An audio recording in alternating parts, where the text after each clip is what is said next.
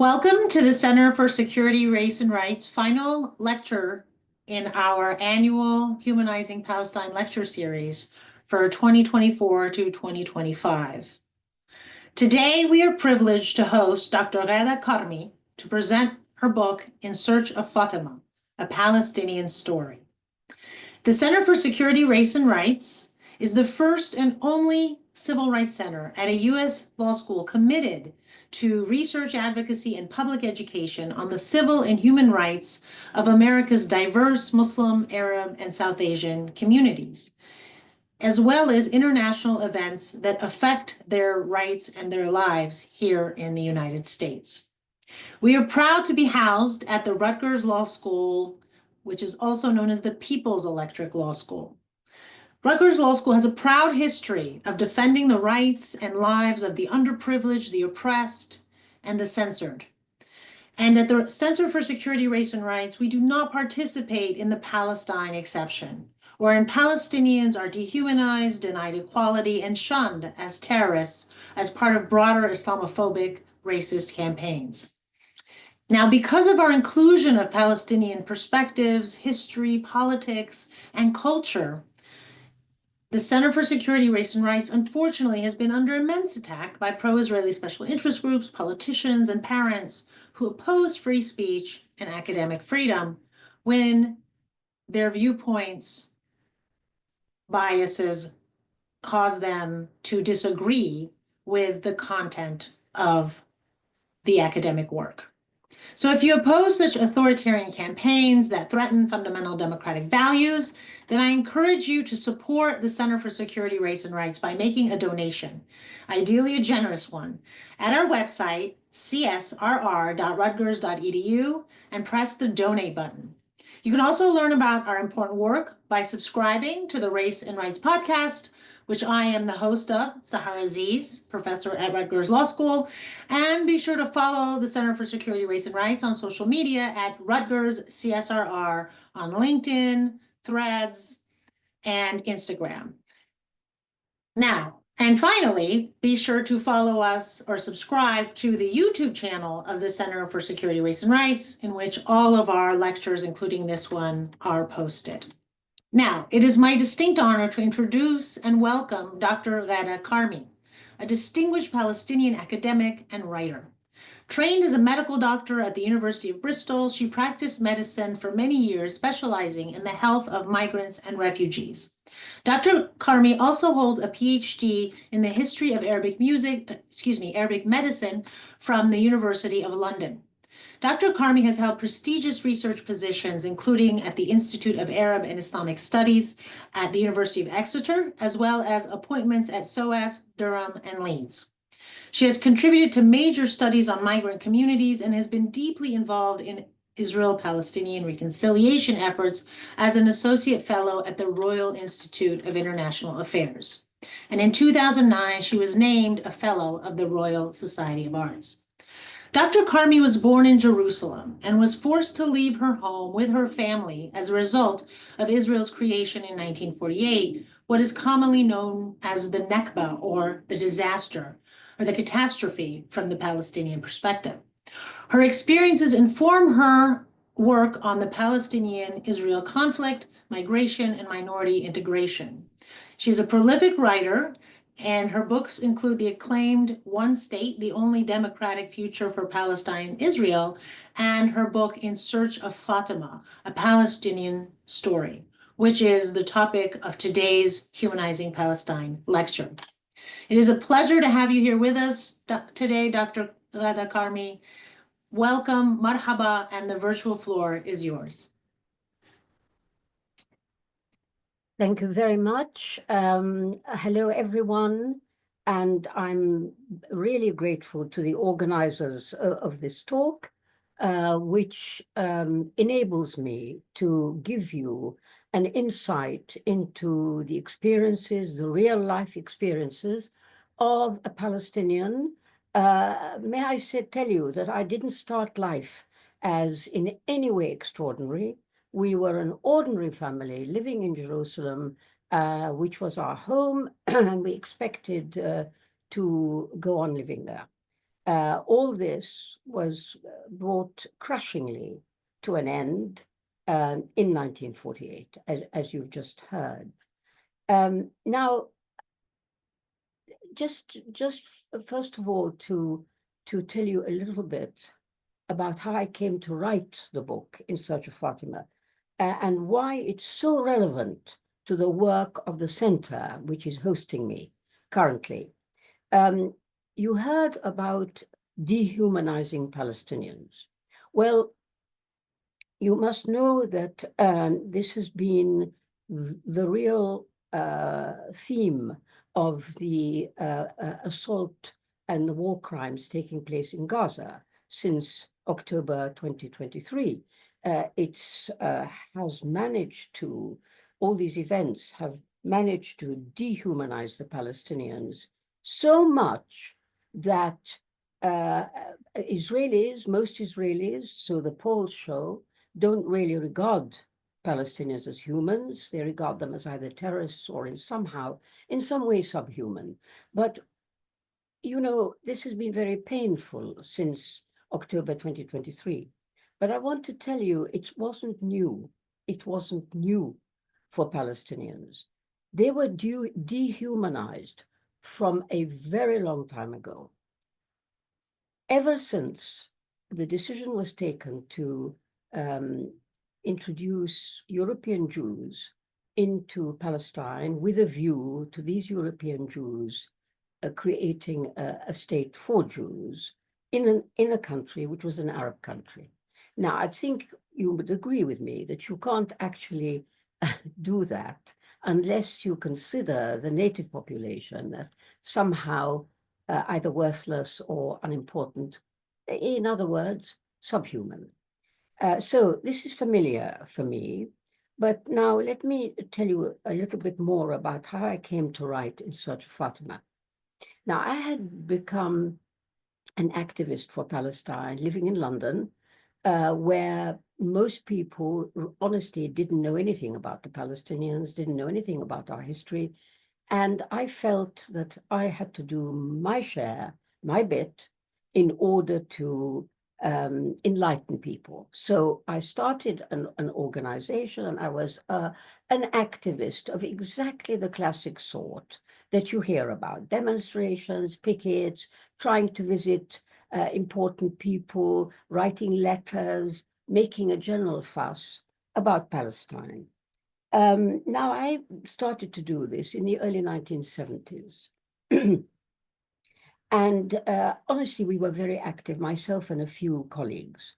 We worked so hard, and we did have some modest successes in the British scene. And then years passed, and I found myself towards the end of the 1990s reviewing. I reviewed what I'd achieved. And I really have to tell you, I felt I hadn't achieved very much. We thought that we were doing something important, but really the situation of Palestinians was just not any better.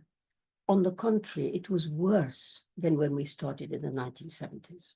So I thought to myself, and this was a intellectual inquiry. It was not emotional. I didn't say, oh, how awful, how terrible. I said, there's something wrong here. What is it? And then it came to me. You see, I grew up in a country where, very much like the ones you're listening to me from, where the story of the Holocaust and what the Germans did to the Jews in Germany was terribly well known. You know, you couldn't meet a school child who did not know what the Holocaust was.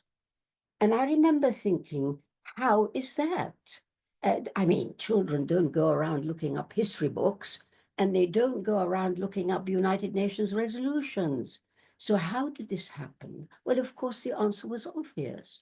It happened because the story, this is the Jewish story I'm talking about, was mediated through books, novels, plays, films, art, drama, poetry. That's how it reached people. And then I thought, my God, we have a story to tell as well. Why don't we do the same? Why do we go on with just the politics and the analysis and the intellectual stuff? But that doesn't reach people. So that was, I remember vividly, the starting point for the creation of In Search of Fatima, my memoir. And when I said it was a Palestinian story, I meant it. It wasn't, it's a story of Palestinians. I wasn't famous. My family wasn't famous. We were, as I said before, we were an ordinary family. And yet we found ourselves caught up in extraordinary circumstances. And that led to a terrible tragedy in our lives. And that has overshadowed my life to this day. So I said, well, I want to share that story with other people. And that's actually what I did. So in Search of Fatima, I started in childhood in Jerusalem, because that's, of course, where the start of my personal story, that's where it took place. I was born in Jerusalem, and as a child, I had every expectation that, I'd go on living in the same nice way, going to school, having little playmates with my parents and their friends and our familiar street, all the sort of things that make up an ordinary life. And into this, there was introduced the most appalling rupture. Now, the Jewish militias of the time, now I use the word Jewish advisedly, they were not Israelis before 1948.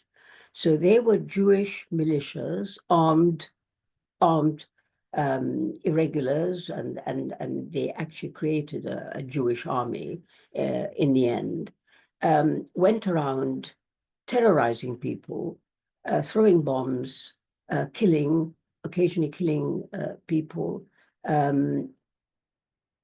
because from the very beginning, the Palestinians understood that what these European Jews were after was for us to leave and for them to take our place. It's very simple, honestly. The story of Palestine is simple. A people from Europe who had a history of persecution and oppression wanted to create a safe haven for themselves, and they decided that that safe haven would be in my homeland, Palestine. The problem was Palestine was full of people who were not Jews, who were Arabs like me. And so the European Jews decided that the only way that a Jewish state would be set up would be to get rid of us. And that's what they did. Now, the dehumanization aspect, therefore, starts from then and before, because the British authorities, who were in control of Palestine at the time, helped these European Jews, helped them, and in such a way that in the end, it was inevitable. A civilian population, a largely civilian population, cannot fight against regular army and paratroopers and paramilitaries and gangs of fighters who are determined to get rid of them. It can't be. It couldn't happen. And that's actually the story. So I left Palestine in April 1948 because the family could no longer stay at home. It was too dangerous, too much shooting, too much of a conflict, because of course the Palestinians created their own militias which are resisting this Zionist advance on their country. And so the net result was, for an ordinary family like ours, it was not safe. So my parents made a decision that we would vacate or be evacuated from our home temporarily. And this is something that's very important to get across to people. When the Palestinians were either left, were forced to leave because of fear, or they were kicked out at the point of a gun, none of them thought that it would be for good. It's very crucial to understand that.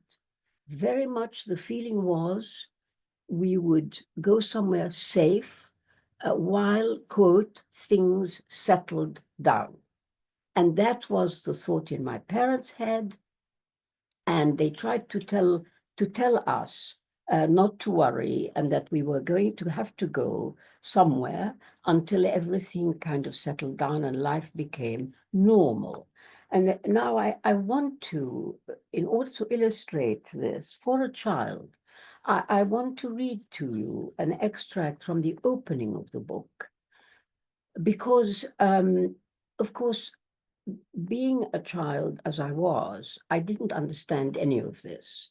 I don't know why we were leaving our house, our street, why my school was closed. I was at primary school, and why was it closed? I didn't understand any of that. So on the day of the morning in April, when we had to go, I wrote down the memory of that time. We had a family dog, and he was called Rex. Now, this family dog was a mongrel, but I think he had a lot of Labrador in him. He was a terribly nice-looking dog. Now, you need to understand that generally, Arabs don't keep dogs in their houses. They leave them outside to guard them or something like that, but they consider dogs are unclean. And they normally don't have dogs as pets. But in our case, it wasn't like that. We loved this dog, and we tried, whenever my mother was out shopping or visiting, we brought him into the house. But as soon as we heard her coming back, we threw him out. So on that particular morning, I stood outside the gate of our front garden, with the dog firmly shut in behind the gate. The way I felt is expressed in this section. Every nerve and fiber of her being raged against her fate, the cruelty of leaving that she was powerless to avert. She put her palms up against the gate, and Rex started barking and pushing at it, thinking she was coming in. Her mother dragged her away and pushed her into the back seat of the taxi onto Fatima's lap. The rest got in, and Muhammad banged the car door shut. She twisted round, kneeling to look out of the back window. Another explosion. The taxi, which had seen better days, revved loudly and started to move off. But through the back window, a terrible sight which only she could see. Rex had somehow got out, was standing in the middle of the road. He was still and silent, staring after their retreating car, his tail stiff, his ears pointing forward. With utter clarity, the little girl saw in that moment that he knew what she knew, that they would never meet again. So that was how we left. And thereafter, we made our way to Damascus, which is where my grandparents lived, because also, again, reminding people of the history, families took refuge with friends, with relatives, whatever, as I say, while things settled down, as they believed. And now off we went to to Damascus, which is a place I did not know. I'd never been. I hardly knew my grandparents, and it was utterly miserable. I couldn't, I really, you have to realize people were not into psychology in those days, and certainly not my parents. They did not think to themselves, now what about these children?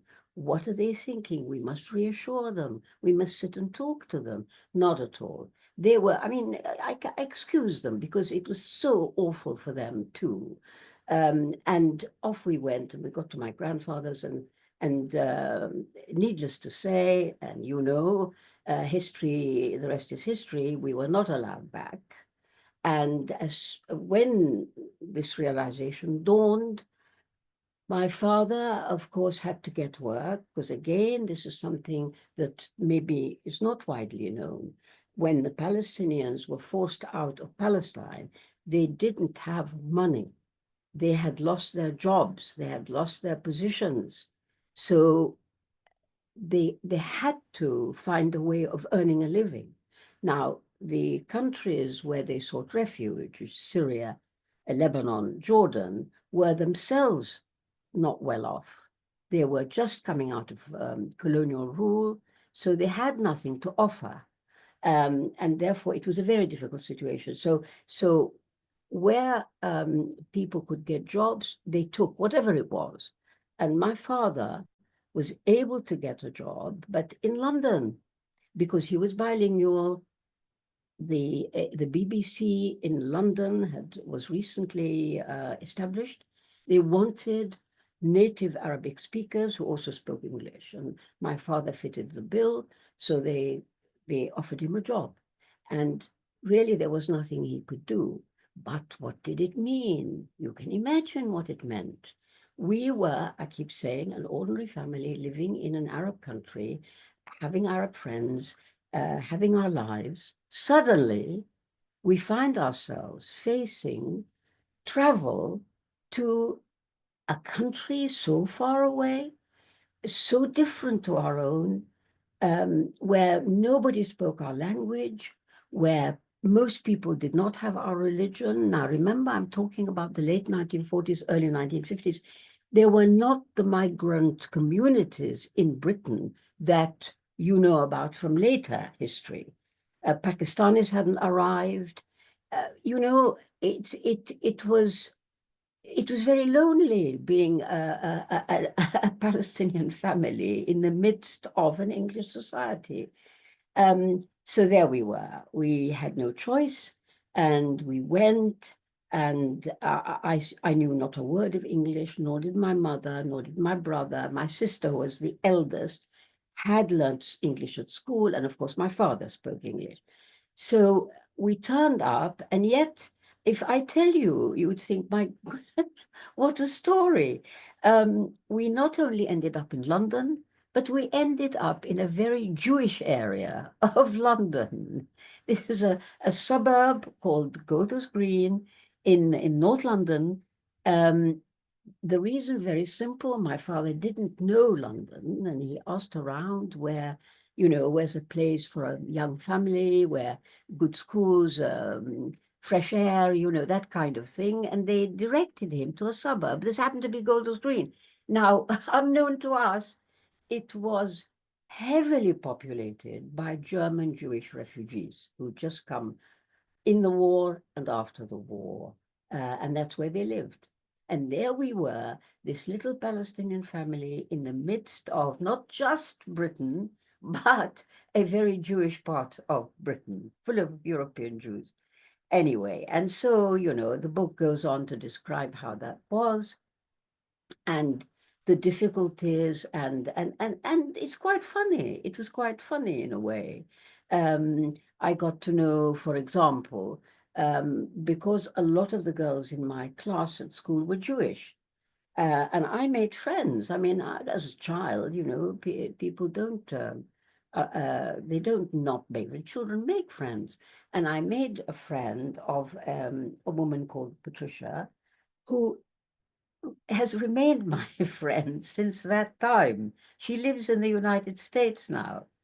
Anyhow, Her parents took to me very much so. They really were warm, welcoming, and in fact, I remember as I was becoming an adolescent, her mother said to me, "Darling," she said, "I don't like to see you in running the danger of marrying somebody who's not your own, not from your own." She said, I wish I could introduce you to a nice Jewish boy." I always remember that. That is also in the book. So, there was that side to it. And, however, all the difficulties of having to adjust, very difficult for my mother. Who did not want to be in Britain. She hated it. She said to my father, she held it against my father. She said, "How can you bring us to the country of the very people who threw us under the bus, the very people who betrayed us and gave our country to others?" And she never ever changed her mind. Anyhow, you know how it is. One is a child. You fit in. You learn to adjust. And so I grew up and I studied medicine. My father had an obsession, like lots of Palestinian fathers. He was very scared that we would lose our jobs or our uh, home, temporary though it might be, just as he had done, just as it happened to him. He never got over it. So he forced me to study medicine. I wanted to study literature. And he said, "Oh, and what job are you going to get studying literature?" So I said, "Well, I don't know. I can teach." He said, "Teach?" He said, "No, no. English literature. What if we get thrown out? And we end up in Italy? What's English literature going to do for you? No, no, no, no."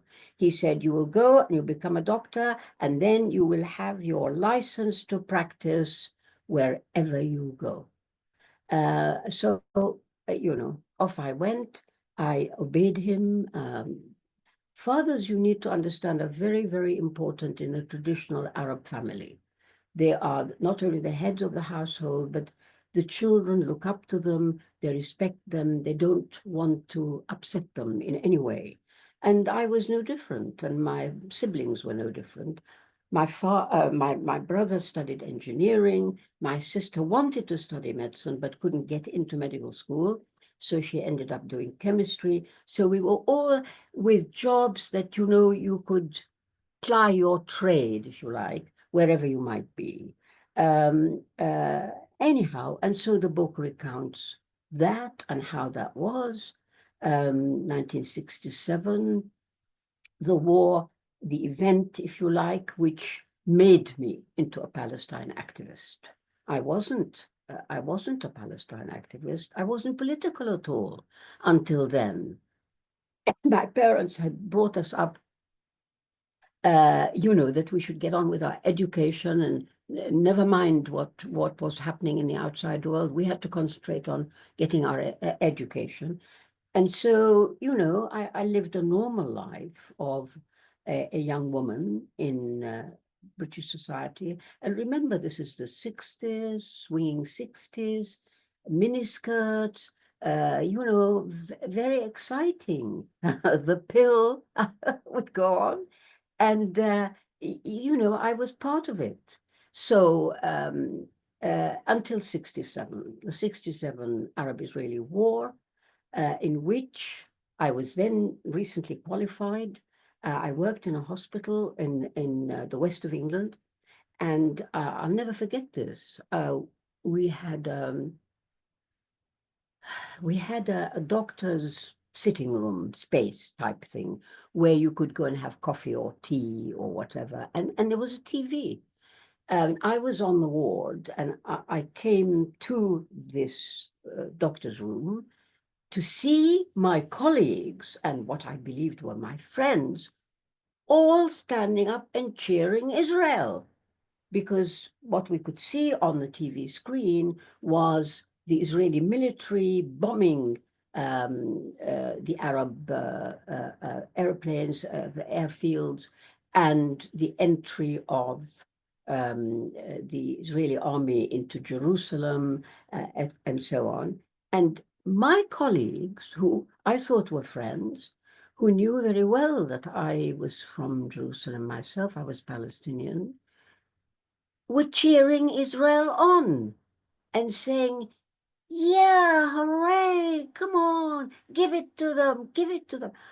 I remember thinking, my God, if these are my friends and they're on the side of my enemy, then who the hell am I?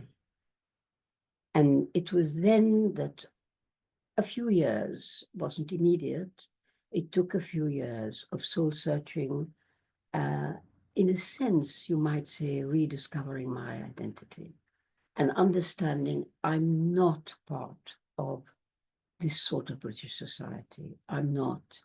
I'm something else. I'm Palestinian. I will and always will be. So it was a real shock. From then on, I then became an activist, and the book describes that, the kind of adventures we had. And then there came the day when I felt it was time to go and look at my homeland. Now, my parents had brought us up never talking about Palestine. Now, I think they were extremely traumatized. Only when I look back that I understand they were so traumatized that they could not bear to start reliving all of that and talking to us about it. So I didn't know. By the way, unlike many, many Palestinian refugee families in the refugee camps, where the parents, the grandparents tell the children everything about their villages of origin, we were never told much. We picked up, bits and pieces, etc. And we certainly never were invited by our parents to try and go and visit what had been Palestine. But I remember then thinking, no, I have to go. I have to go. And I remember thinking, now look, the fact that your homeland is occupied by others doesn't mean it stopped being your homeland. And that's really what I must do. So I went, 1991, and I've described all that in the book, how I saw it, how I felt, and the sort of deeper understanding that I learned about myself, about us as Palestinians, about our future, about our place in the world, and so on. A very, very important visit. From that day on, I've visited many, many times. And yes, and I know my country. And all I can tell you is I didn't enjoy seeing what I considered to be foreigners, strangers, and invaders. I did not enjoy seeing them strutting about as if they owned the place. No, I didn't. It hurt me and it upset me. So really, in a way, perhaps I ought to stop talking and give people a chance. So that's the book, and I hope, and I very much hope, that when people read it, they, at the very least, start to understand in an emotional way, what being a Palestinian means and how it's affected one particular family. But we were a microcosm in a very big macrocosm.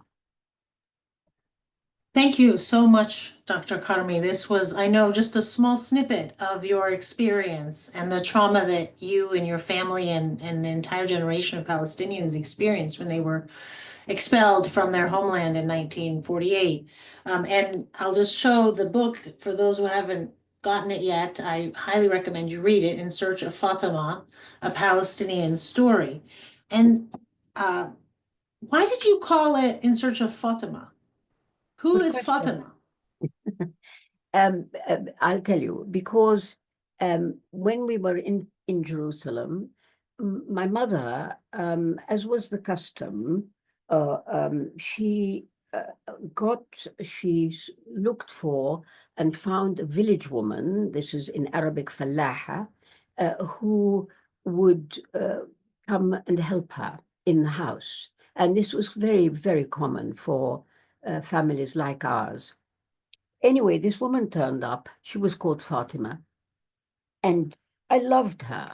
I was only a toddler when she appeared in our lives. I took to her and, in a sense, adopted her. She became my mother. I loved her dearly. I followed her around. I went into the kitchen with her, whatever she was cooking, whatever she was doing. So one of the extremely painful consequences of 1948 was that we had to leave her behind. And I never knew what happened to her afterwards. And Fatima represents not only my childhood, but Palestine in a way. So that's what it's about. Yeah. Well, I think it's so difficult to even fathom, the pain and the trauma, the intergenerational trauma that so many, 750,000 at least Palestinians in 1948, and then thousands, tens of thousands more in 1967, and their children and grandchildren have experienced. And so I appreciate you being willing to open and tell us that story. You mentioned something that I think is very important in regards to cultural production and the way in which stories, films, movies, plays, poems impact the perspectives or the perceptions of ideas or people in a society, and how the perspectives of the artists and the communities from which they identify are then brought to the foreground when they engage in cultural production. And I think you're absolutely on point that we don't have the same level of cultural production from about Palestinian experiences, although we are starting now, it's 2025, and I can compare it in my own lifetime that now is better, or there is more cultural production by Palestinians of different generations, because I appreciate that you have a very unique perspective as someone who was born in Jerusalem before 1948, who actually was, in fact, a direct victim of the Nakba and being expelled and ethnically cleansed from your homeland. But at the same time, each time we see these movies come out or these plays, or especially if it attracts attention, they become popular, they're very in demand, or they're on mainstream platforms, there is a vicious attack to cancel them, to remove them, to hide from the public those stories. And I remember the sitcom, or not the sitcom, excuse me, the show Farha, which was on Netflix. And I was so shocked at the amount of vitriol and attacks from the pro-Israeli special interest groups, simply because it was a story about a young girl who was experiencing the Nakba, right, in 1948. And it was from her experience, and it was a very human story, and it wasn't even that political in the traditional sense, in terms of talking about foreign policy. It was just her story. And yet, the amount of dehumanization and the way in which the story of this girl that represented the stories of Palestinians who were so afraid for their lives and whose families were killed during 1948 during the Nakba, that suddenly became a threat to Jews, that was anti-Semitic, that the film was portrayed as anti-Semitic when the entire film was about Palestinians, not about Jews. And so I'm curious to know what your thoughts are, whether it's on that particular incident or this phenomena of trying to this constant attack and backlash against kind of the human desire and the human need to just tell one story, and how so many people do not want Palestinians to do so. You're quite right, and this is very, very clear. It's ever since it's got much worse ever since October 2023 and the genocidal war that Israel has been waging on the Palestinians of Gaza and the West Bank. It's become much more acute, much worse, etc. But it must not surprise us. You see,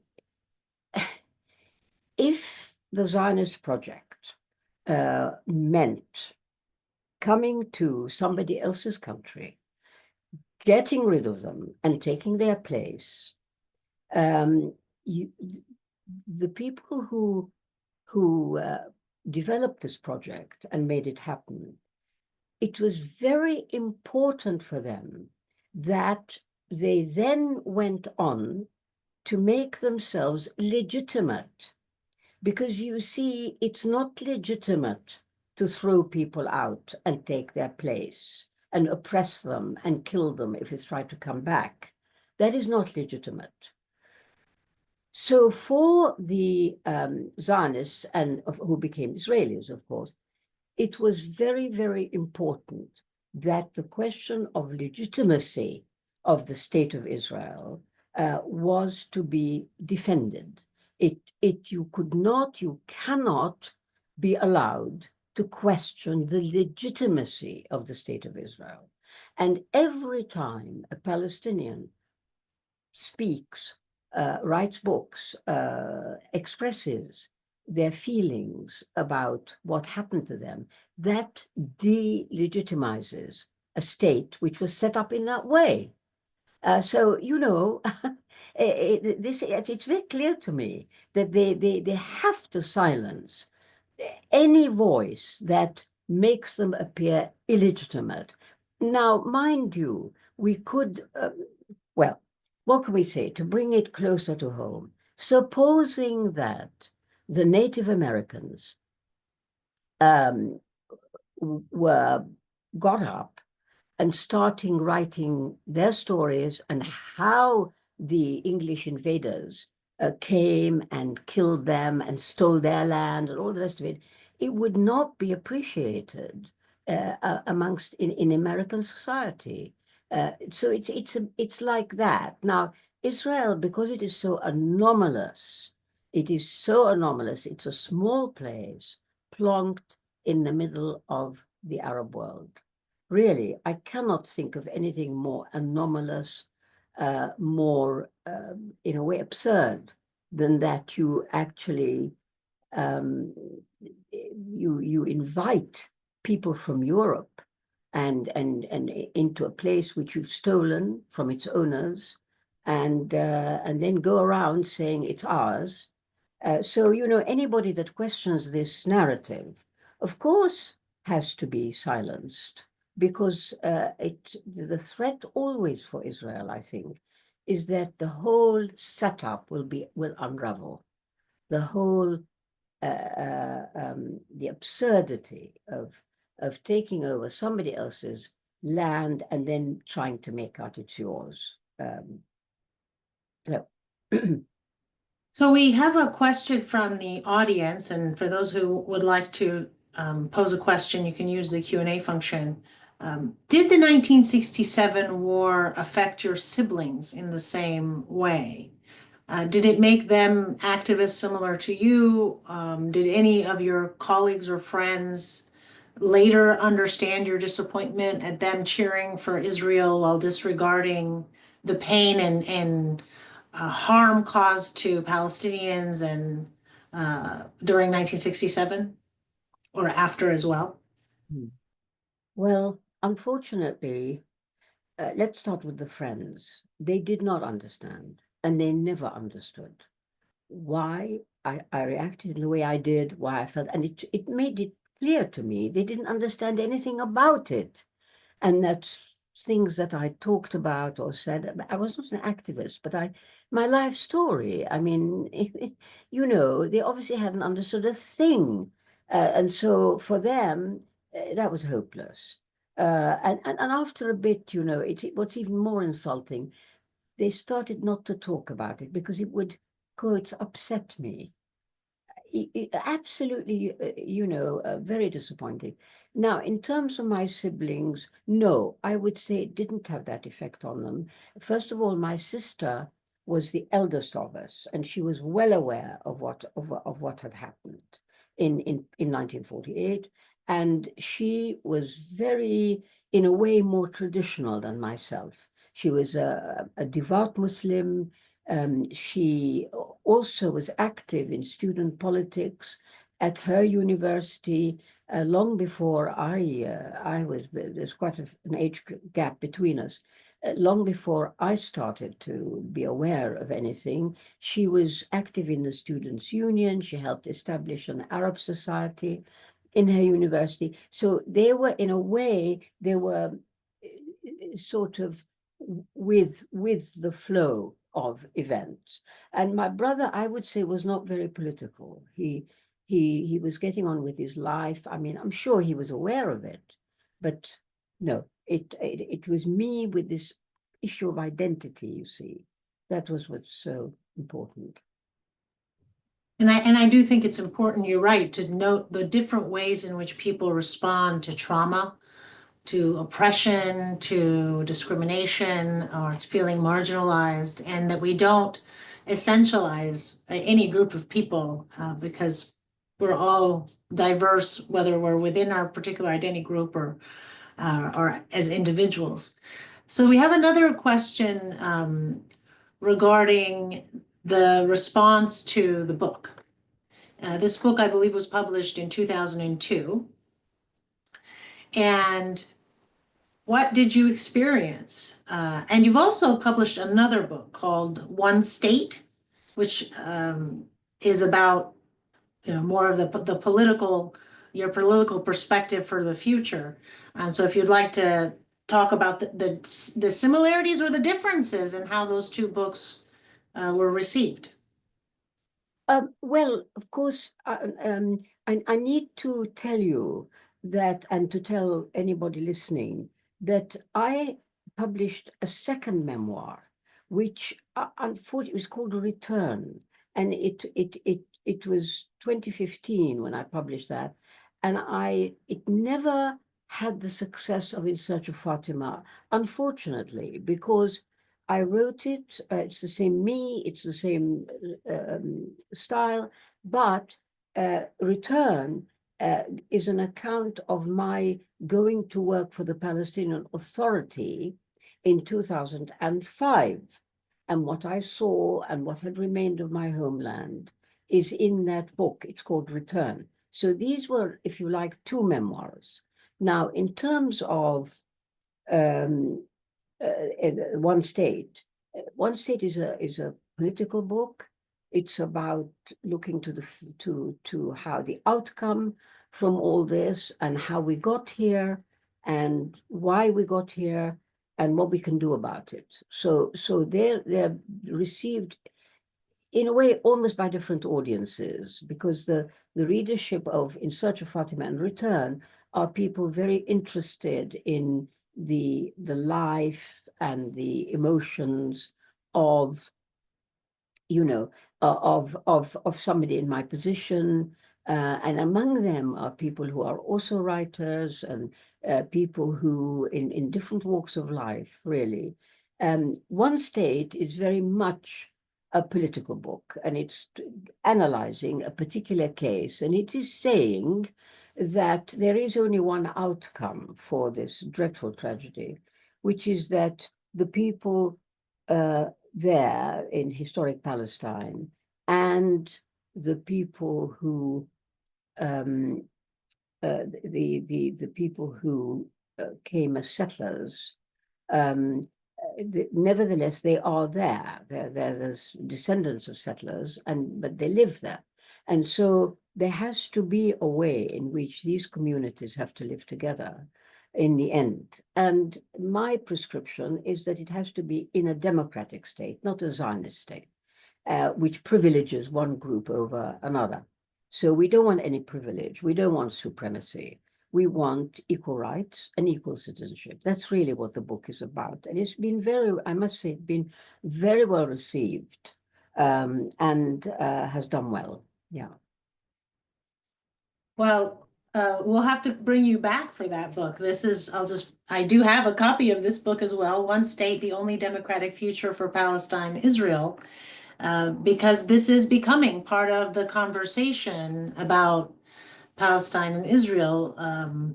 There are, one perspective, one that tends to be more common within the Palestinian communities is that the more powerful actor, the Israelis, that has the Israeli government, the state, the military, as opposed to the Palestinians who are stateless, and are often acting, or have a significant asymmetrical difference in power. But the party that has the most power, the state of Israel, has done everything it can to make two states impossible. Impossible, right? And it has all the power, right? All the cards are really in its hands. And the most that the Palestinians can do is either non-violently protest, write, speak, engage in activism, or in the case of Hamas, engage in violent resistance. But all of that is significantly less powerful, less influential, and does very little in terms of changing the future as compared to this immense power that the state of Israel and its citizens and its military has, and the US that supports it. So I do think that's an important perspective for people to start learning more about, if they want to continue to learn more about Palestine. But I wanted to go back. We had another question related to your background. You mentioned something that is quite familiar to children of Arab parents, including in the United States today, which is the expectation that their children pursue certain professions that will provide them with gainful employment and an income that will make them live comfortably materially. Oftentimes, it tends to translate into dentistry, medicine, engineering. And so one one question I wanted to ask you was, can you tell our audience more about the fact that your father expected that of you as a woman? One of the stereotypes that is completely false is that Arab fathers discriminate against their daughters, that Arab males mistreat their female family members, and that, categorically Arab women are oppressed. And that can apply to Palestinians or other Arabs. And I think your experience, my experience, and many, many, many Arab women that I know, both in the Middle East and in the West, it's quite the opposite. It was our fathers who supported our educational success, our professional success. And so I was hoping you could explain to the audience a little bit more about that, about your father's expectations of you as his daughter. Yes. Now, my father, I think, was maybe unusual in the sense that he was determined that his daughters would be educated like his son. This was a point of principle with him.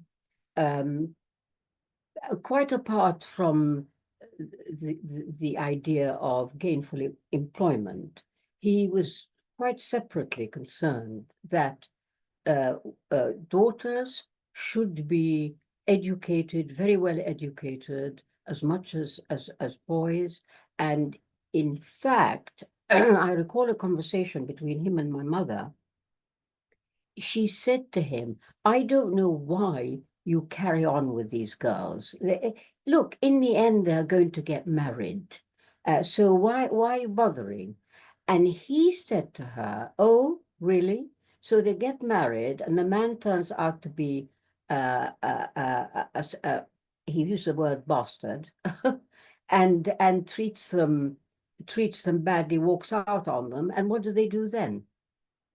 Now, at the time, listening to this, thinking my father's view of marriage was pretty negative and pretty depressing, that he was sort of guarding us against, protecting us against this fate.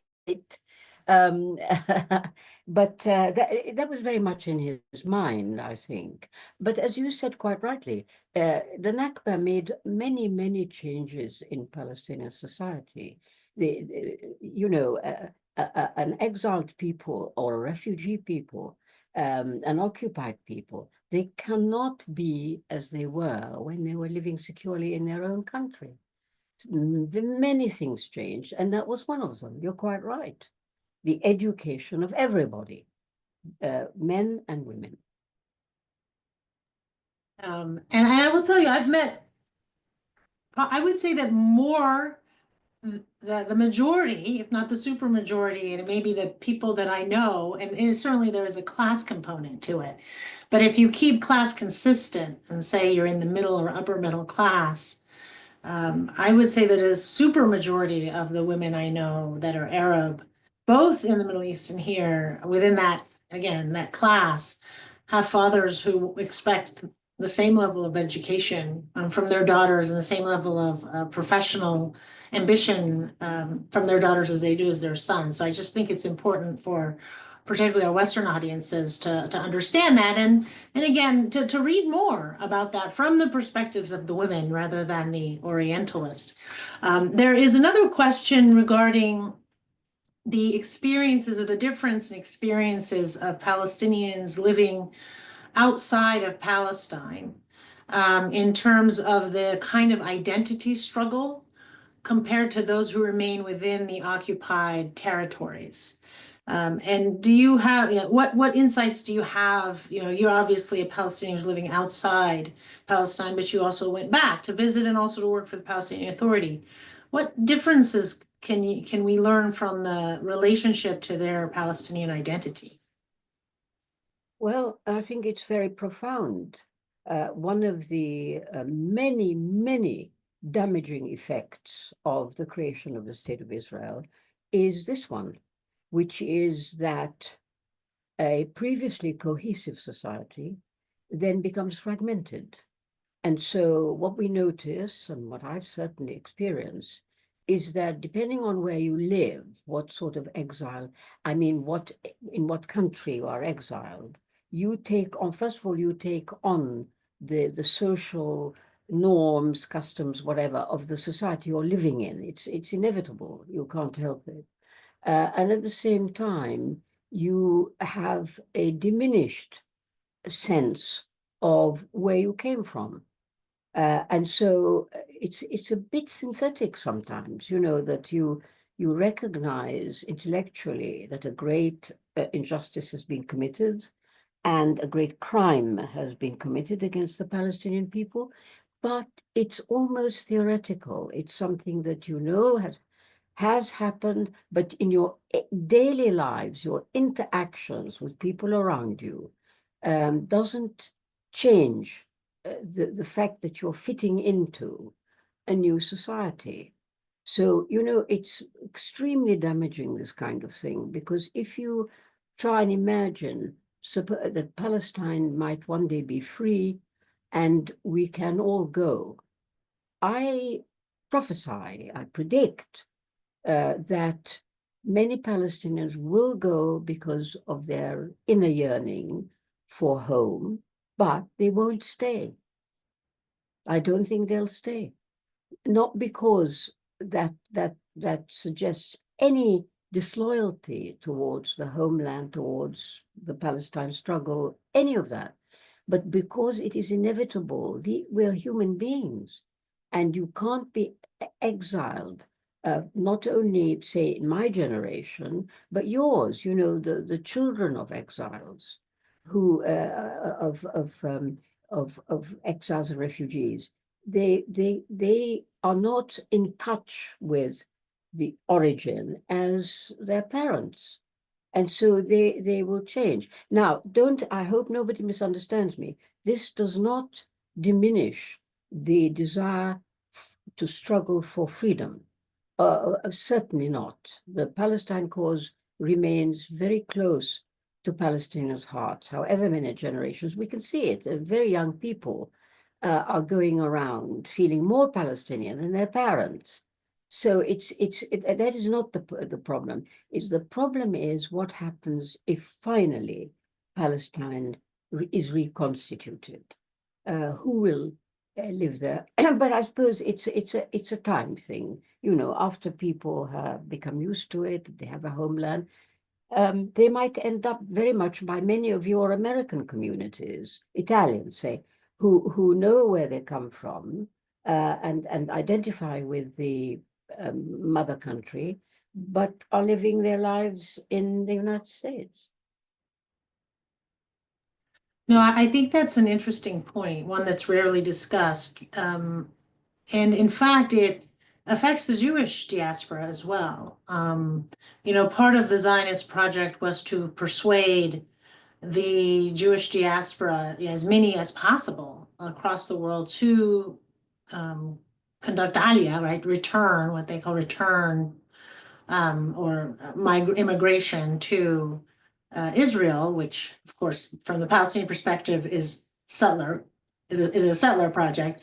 But American Jews said no for the most part, because they will go visit Israel, and some will even go as far as getting citizenship and have dual citizenship. But their culture, their material lives, their families are in the United States. And it was the Jews that were in the most dire, well, either the ones that were obviously survived the Holocaust or pogroms, but also those who were in dire economic straits later in time, right? Like the Russian Jews more recently in the last 20, 30 years, who would migrate. But I do think that is an interesting point, because when there was a discussion about the right to return, right, and how so many refugees, I mean, there's millions of refugees now, and especially in the Arab world, Palestinian refugees in Lebanon, in Syria, in Jordan, in Egypt.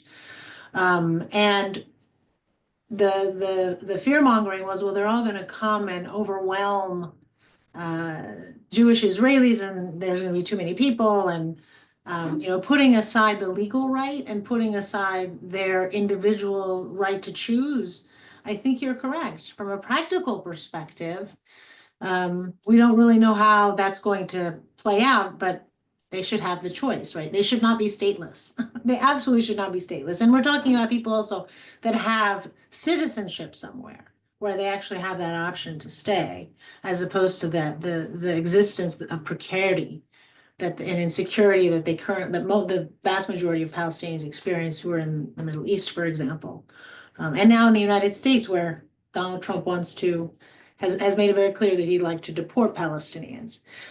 So before we end, I wanted to just give you a chance to make any closing remarks, anything that you'd like to leave our audience with. Well, first of all, thank you very much. It's been a very interesting hour for me. One very quick thing on comment on your last what you last said about a comparison with the Jewish experience. You know, I resist that very, very strongly. I understand why you're saying it, and I hear it from other people. I resist it completely, because there is nothing, we do not have that in common. We are talking about an indigenous native population that has been expelled, and their feelings about the homeland. The Jewish experience has nothing in common with this. Palestine is not their homeland. They are all from different parts of the world. They don't share a common language. They don't share common histories. They are a disparate group of people united by the idea of Zionism, which is vastly different from the Palestinian story. Okay, what are my concluding thoughts? I can only ask people to